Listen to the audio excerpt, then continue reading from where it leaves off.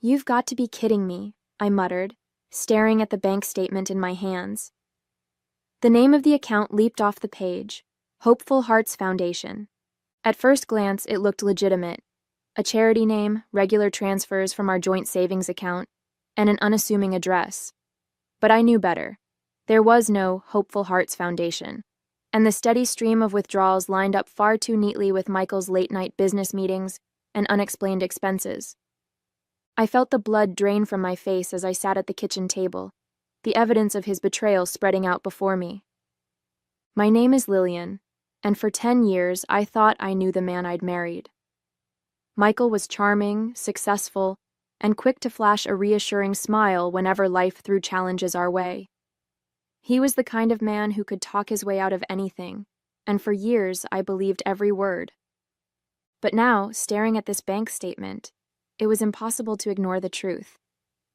Michael wasn't just funneling money out of our savings, he was using it to fund his mistress under the guise of a fake charity. My hands trembled as I opened my laptop and started digging deeper. I traced the transactions, each one leading to the same account. I Googled the charity name, hoping I'd find something, anything, that would prove my suspicions wrong. Nothing. No website, no social media presence, no history. I clicked on the address listed on the bank statement.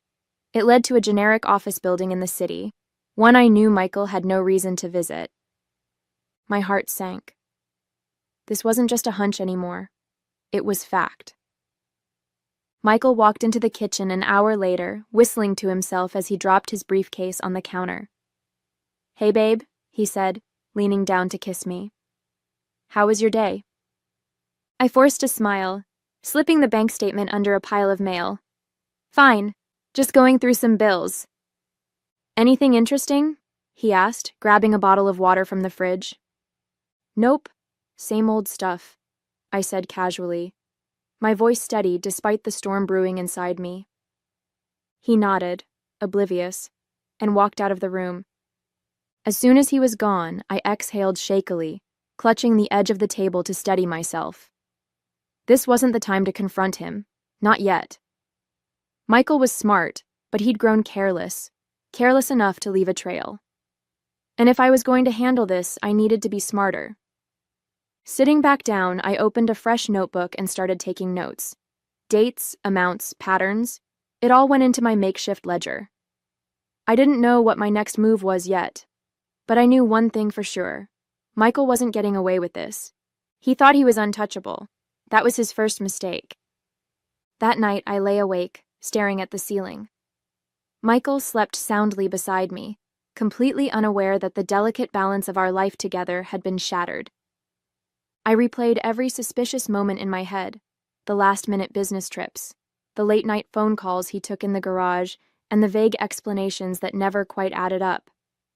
For years I'd dismissed my unease, convincing myself that I was being paranoid. Now I had proof. The next morning, after Michael left for work, I grabbed my laptop and dove deeper into the trail he'd left behind. The more I uncovered, the angrier I became. Not only had he funneled tens of thousands of dollars into this charity, but he'd also used it to pay for luxury items, flights, and hotel stays.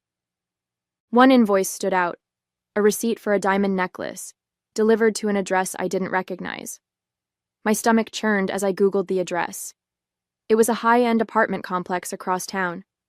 It didn't take long to confirm what I already suspected. The apartment belonged to Rebecca, the woman I'd once overheard Michael refer to as just a colleague. I clenched my fists, the betrayal cutting deeper with every new discovery. This wasn't just about the money. It was about the lies, the manipulation, the audacity to use our hard-earned savings to support his mistress. I called my best friend Amanda later that day. She'd always been the level-headed one, the person I turned to when life felt overwhelming. "You're not seriously thinking of letting this slide, are you?" she asked after I explained everything. "Of course not," I said, pacing the living room. "But I can't just confront him. He'll deny it, twist the story, make me out to be the villain. I need something stronger, something he can't talk his way out of." Amanda was quiet for a moment. "What about the authorities? Couldn't you report him for fraud or embezzlement?" Her suggestion planted a seed. "Maybe, I said slowly, but I need to gather more evidence first. If I'm going to do this, I need to make sure there's no way he can escape the consequences. Over the next week, I became a woman on a mission. I printed every bank statement, copied every transaction, and compiled a file so airtight that not even Michael could poke holes in it. I even reached out to an investigator I found online, someone who specialized in financial fraud. The investigator, Detective Carter, agreed to meet with me the following week. "If what you're saying is true," he said over the phone, "we can definitely build a case. But I'll need concrete evidence to move forward." "You'll have it," I replied, my voice steady. For the first time since discovering Michael's betrayal, I felt a glimmer of control. He thought he was clever, but he hadn't counted on me fighting back. By the time I met with Detective Carter, my file was a meticulously organized masterpiece. Every transfer, every purchase, every link to Michael's so-called charity was documented in painstaking detail. We met at a small cafe on the other side of town, a deliberate choice to ensure Michael wouldn't suspect anything. Carter was a no-nonsense man in his 40s, with sharp eyes that seemed to take in everything at once. "This is solid," he said, flipping through the pages of my file. "You've done most of the work for me." "I had to," I replied, taking a sip of my coffee. "Michael is careful.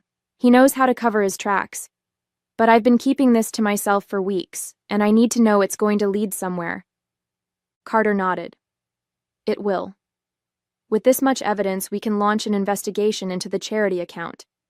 If it's as fraudulent as it looks, the bank will freeze it, and we'll move forward with charges." The weight on my chest began to lift, but I wasn't ready to feel relief just yet. "What happens next?" "I'll file the paperwork to initiate a formal inquiry," he said. "But if you want to take this one step further, we can set up a sting. Let him think he's in the clear, and then catch him in the act." The thought sent a shiver down my spine. "You mean wait until he tries to withdraw money?" "Exactly," Carter said, his tone matter of fact. "We'll track the account, monitor his activity, and coordinate with the bank. When he makes his move, we'll be there." That night, I sat in the darkened living room going over everything Carter had said.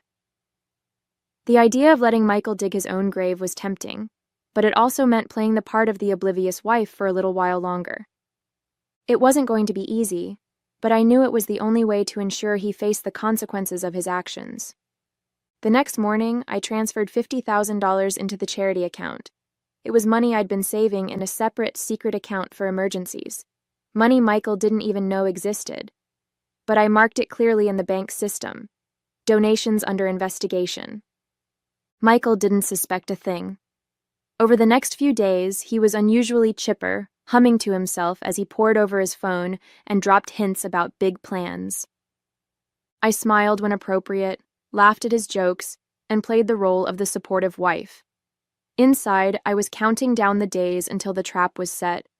He had no idea what was coming. The days that followed felt like a test of endurance. Each morning, Michael would waltz into the kitchen with an extra spring in his step, checking his phone obsessively while muttering things like, "Just a little longer, and everything will fall into place." I'd smile from behind my coffee mug, pretending to share in his excitement. Little did he know, the place everything was falling into was a holding cell. Detective Carter kept me updated on the investigation. The bank had flagged the account and placed it under close scrutiny. Every transaction, every login, every transfer was now under a microscope. "He's getting reckless," Carter said during one of our calls. "The patterns are clear. He's making plans for a big withdrawal." "How soon do you think he'll try?" I asked, pacing my office. "Within the next week," Carter replied. "When he does, we'll have everything ready. Are you prepared for what comes next?" His question hung in the air. Was I ready? For weeks, I'd been steeling myself for this moment, but now that it was so close, doubt crept in. "Yes," I said firmly, brushing away the hesitation. "I'm ready." That weekend, Michael announced he'd be leaving early Monday morning for a work trip. He made a show of packing his bag, throwing in suits and ties as though he were heading to an important conference. Another business deal? I asked casually, folding laundry nearby. Something like that, he said with a grin. Big opportunities on the horizon. Don't wait up for me. I'll probably be gone all day. I nodded, biting the inside of my cheek to keep from smiling. The night before his trip, I couldn't sleep. I lay in bed staring at the ceiling, listening to the steady rhythm of Michael's breathing beside me. Part of me wanted to shake him awake, to confront him right then and there. But I couldn't. I'd come too far to let emotions ruin the plan. Instead, I silently rehearsed every step of what would happen the next day. Carter had assured me that the authorities would move swiftly, intercepting Michael at the bank the moment he attempted to withdraw the money, and I would be there to witness it. When morning finally came, Michael kissed me on the cheek as he left, his usual smugness practically radiating off him. "Wish me luck," he said, grabbing his bag. "Good luck," I replied, my voice steady. "I hope everything works out exactly the way you want it to." It wasn't a lie, after all. As soon as Michael's car pulled out of the driveway, I grabbed my bag and left the house. My heart pounded as I drove to the bank, adrenaline surging with every mile. When I arrived, Detective Carter was already there, standing near the entrance with a small team of plainclothes officers. He gave me a curt nod as I approached. "He hasn't shown up yet," Carter said. "But we've confirmed his withdrawal appointment. He'll be here soon." I glanced at the bustling street around us, my stomach churning. "And you're sure this will work? He won't have time to slip away?" Carter's expression was calm but resolute. "As soon as he tries to access the account, the bank will alert us. He won't get far." I stepped back from the entrance, positioning myself just out of sight. From my vantage point, I could see the doors clearly without being noticed. Minutes ticked by, each one feeling like an eternity. Finally, Michael's car pulled into the parking lot. He stepped out, dressed sharply in a tailored suit, looking every bit the successful businessman he liked to portray. My hands tightened into fists as I watched him stroll into the bank, exuding confidence. Inside, the scene unfolded just as Carter had predicted. Michael approached the counter, handed over his information, and waited as the teller accessed the flagged account. Through the glass doors, I saw the moment the teller paused, glancing nervously at a nearby manager. Michael's confident demeanor faltered slightly, but he masked it with a charming smile, leaning casually on the counter as if nothing was wrong. Then the bank manager approached, followed closely by two plainclothes officers. I couldn't hear what was being said, but I saw Michael's face twist in confusion, then indignation. Seconds later, the officers produced their badges and handcuffed him. His protests were muffled by the thick glass, but his body language told the whole story: shock, denial, and finally, panic.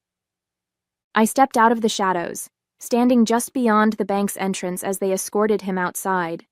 When his eyes met mine, his expression morphed into something I'd never seen before: raw fear. "Lillian?" he sputtered, his voice cracking. "What are you doing here?" I didn't answer immediately. Instead, I pulled a folder from my bag, the divorce papers I'd prepared weeks ago, and handed them to him as the officers led him past me. "Consider this my last donation," I said, my tone icy. His mouth opened to protest, but the officers ushered him into a waiting car before he could say another word. As the car drove away, Carter approached me. "That was clean," he said. "He's not going anywhere for a long time." I nodded, exhaling a shaky breath. For the first time in weeks, the weight on my chest began to lift. It was over.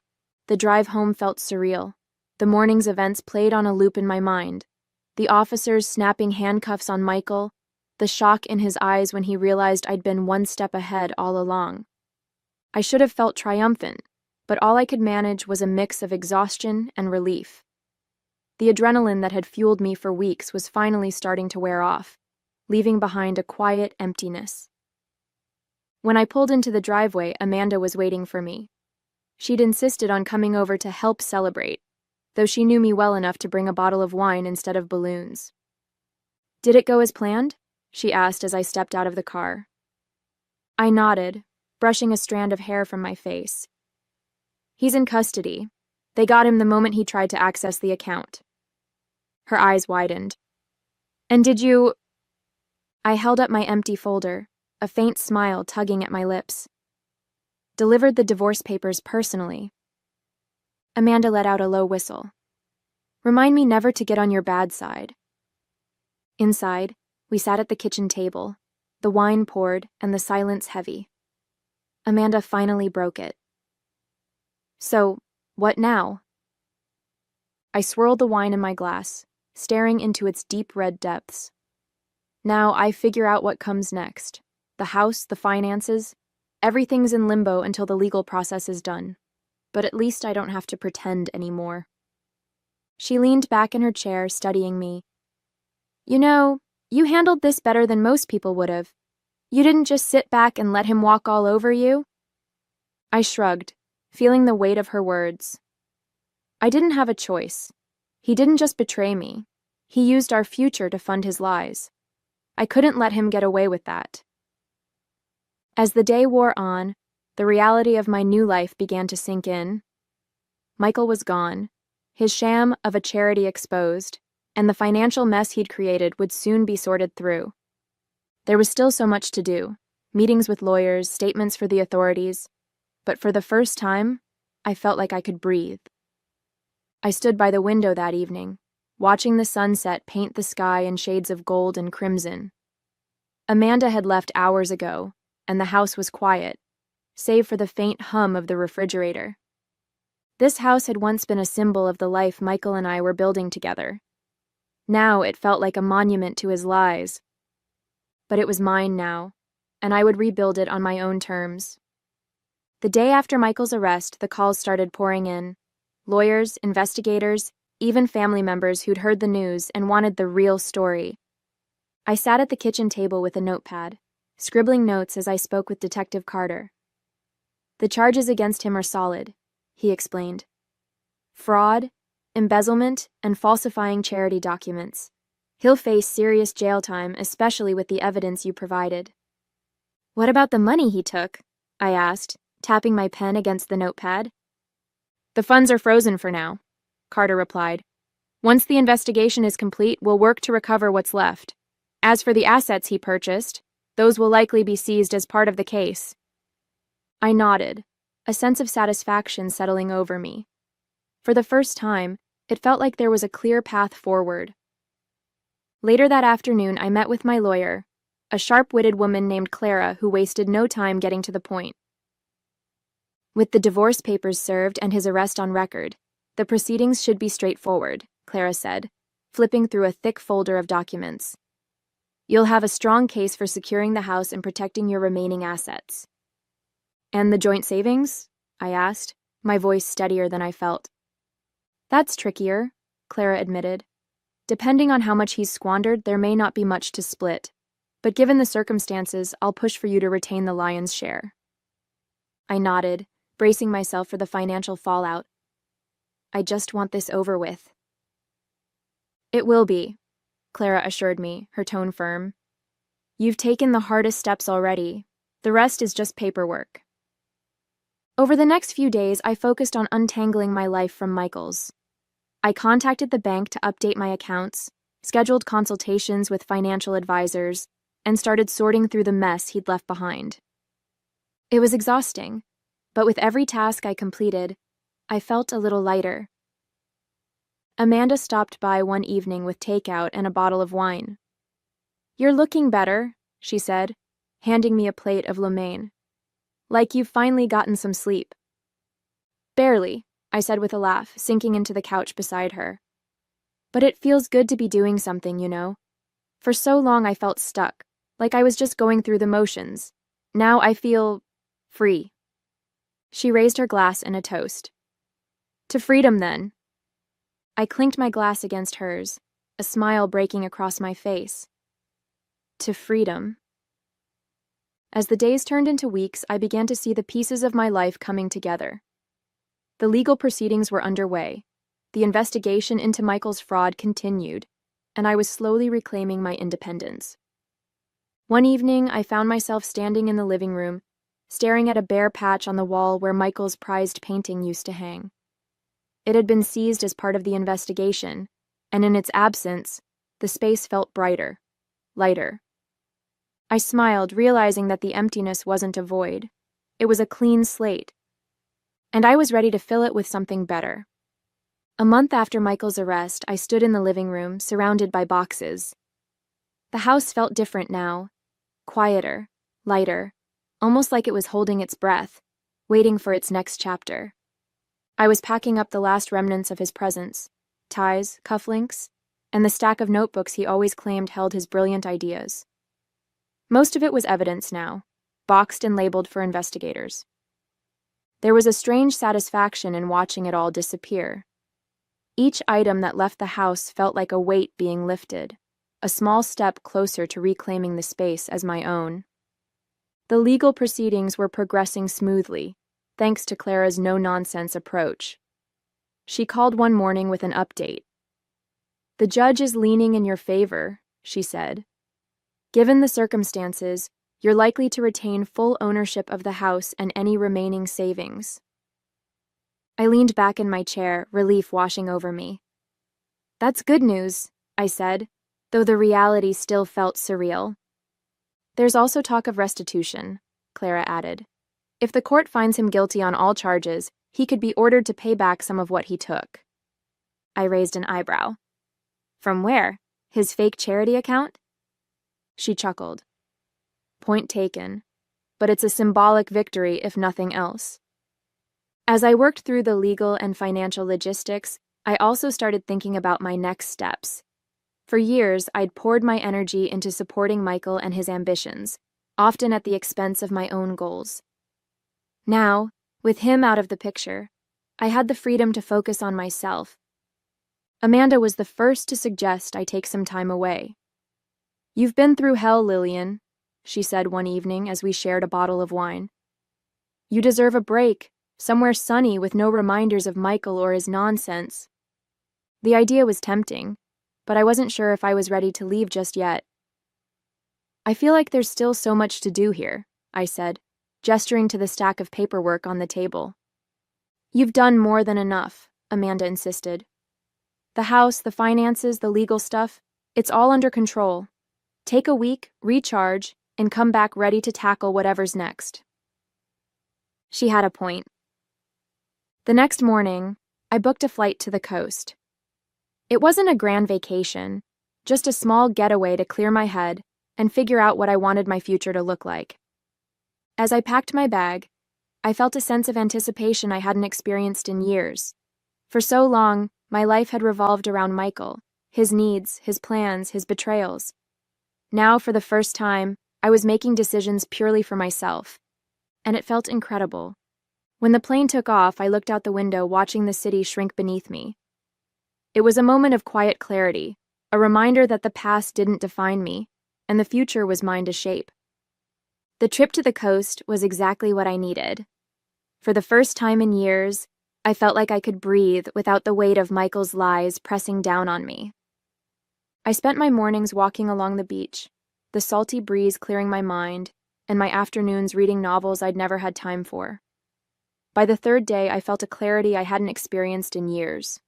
Michael's betrayal had taken so much from me: time, trust, a sense of security. But it hadn't taken me. I was still here, still standing, and for the first time, I realized just how strong I was. One evening, as the sun dipped below the horizon, painting the sky in shades of orange and pink, I sat on the deck of my rental cottage with a notebook in hand. I'd always been the planner in the relationship, the one who mapped out budgets, vacations, and future goals. But now, the blank page in front of me wasn't for anyone else. It was for me. At the top, I wrote, "What's next?" The list came quickly, almost effortlessly. Redecorate the house, make it mine, reconnect with friends, build the relationships I'd neglected during my marriage, pursue my career, invest in myself, forgive myself, let go of the guilt for trusting someone who didn't deserve it. By the time I set the pen down, the page was full, and for the first time in months, I felt hopeful. When I returned home, the house felt different. It wasn't just the absence of Michael's things. It was the absence of him. His presence, his lies, his shadow over everything. I started small, rearranging furniture and swapping out the art on the walls. Each change felt like reclaiming a piece of myself. I also began reaching out to old friends, people I'd drifted away from during the chaos of my marriage.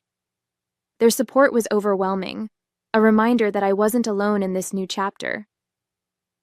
One afternoon, as I was clearing out the garage, I found a box labeled keepsakes. Inside were photos, cards, and mementos from the early days of my relationship with Michael. For a moment, I considered tossing it all into the trash, but instead, I set it aside.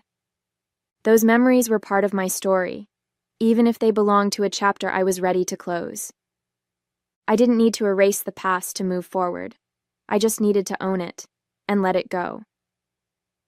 The months that followed were a period of quiet rebuilding. I threw myself into reclaiming my life, one small victory at a time. The house, once a reminder of Michael's betrayal, began to feel like my own. I painted the walls in colors that brought me joy, replaced the furniture with pieces I loved, and turned his old office into a library filled with books I'd always wanted to read. Friends and family noticed the change, not just in the house, but in me. "You seem lighter," Amanda said during one of her visits. "Like you've finally let go of all the weight you were carrying." "I think I have," I replied with a smile. "It's amazing what happens when you stop living for someone else." Professionally, I began pursuing opportunities I'd put on hold during my marriage. Michael had always dismissed my ambitions, telling me I was better suited to supporting his vision. Now I was free to build my own. I reached out to a former colleague who connected me with a consulting project. It wasn't glamorous, but it was a start, and it reminded me of what I was capable of. One evening, as I reviewed a client proposal at the kitchen table, I felt a sense of pride I hadn't felt in years. This was mine, not something I'd done for Michael, but something I'd built for myself. Meanwhile, the legal process with Michael moved steadily forward. Clara kept me updated, and each new development felt like another step toward closure. The day the divorce was finalized, I celebrated with Amanda over dinner. "To new beginnings," she said, raising her glass. "To never settling again," I added, clinking mine against hers. A few weeks later, I received a letter from the court regarding the restitution case. Michael had been ordered to repay a portion of the stolen funds, money I knew I'd likely never see, but it was a symbolic victory nonetheless. I tucked the letter into a file, feeling a sense of finality. Michael's chapter in my life was officially closed. That evening, I sat on the couch with a cup of tea, watching the sunset through the newly cleaned windows. The house was quiet, but it no longer felt empty. It felt like home. For so long, I'd defined myself by what I'd lost: trust, security, love.